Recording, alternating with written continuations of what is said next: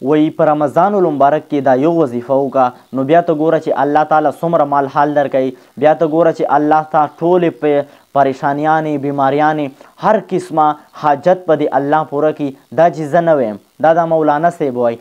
راځئ د مولانا صاحب دا ویډیو را سره وګورئ. د رمضان مبارک په میاشت کې د سورې اخلاص د ختم په کور کې په جمع باندې خامخا وکړئ ځکه چې دا دومره بهترین ختم دی. زموږ یو مشر دی حضرت مولانا یونس پالنفوري صاحب دامت برکات ملالیه ډېر لوی عالم دی د دیوبند په مدرسه کې درس ورکوي.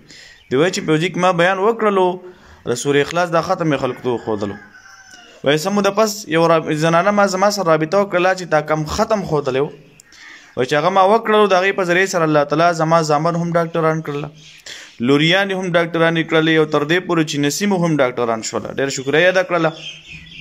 نو چا په کور کې بې روزګاره وي یا قرضونه راګیر کړي وي، بیمارو راګیر کړي وي، څه قسمه پریشاني، نو په جمع باندې د سوره اخلاص دا ختم ټول وکړه انشاءالله چې په دې سره به ستاسو روزګارونه هم روان شي. که بې روزګاره وئ نوکریانې به الله تعالی درکړي. کومه طریقه باندې به دا ختم کوئ خو د هغې نه مخکې د سوره اخلاص تاسو ته د آخرت پیدا هم بیانوم. یوازې په دې کې د دنیا پیدې نشته، دا د آخرت پیدې پکې هم دي.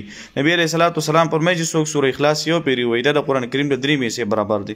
مطلب دا دی چې یو پیرې سوره اخلاص دې ووایي نو دا سوره قل هو الله احد الله الصمد لم یلد ولم یولد ولم یکن له کفوا احد چې هر چا له ورځي چې دا یو پیرې وي طلب الله تعالی په دې باندې لسې پارو ختمولو ثواب درکړي. او څوک چې پورس کې 200 پیرې ووایي الله تعالی به دغه انسان د 50 کالو ګناهونه معاف کړي چې دومره ګناهونه به ستا نه شوي هم نه وي. او څوک چې په ورځ کې 10 پیرې ووایي دغه انسان لپاره به الله تعالی په جنت کې محل تیار کړي. څوک چې 12 پیرې ووایي دا داسې دی چې د 4 پیرې قرآن مجید ختم کړي. نو بهرحال دا یو داسې صورت چې په دې کې د انسان لپاره د دنیا پیدې هم دي د آخرت پیدې هم دي. طریقه کار یې دا دی چې دا ختم به تاسو جاري ساتئ د 15 لاکه پورې. 15 لاکه به یې ووایي لیکن د خوشحالۍ خبره پکې ده چې په ورځ کې تا 100 پیرې ووایي، 100 پیرې دې ووایي، 200 پیرې دې ووایي، 300 پیرې دې ووایي. د دې نه وروسته لاس اوچته وه د الله نه دعا غواړه چې الله زما بچیان نوکریان کړي، یا الله زما د رشتې مسله حل کړي، زما د قرضونو مسله حل کړي. څه قسمه پریشاني وي د هغې د حل کولو دپاره روزانه چې څومره پیرې دي وي د هغې نه وروسته دعا کوه انشاءالله چې الله تعالی به ستاسو دا دعا قبلوي.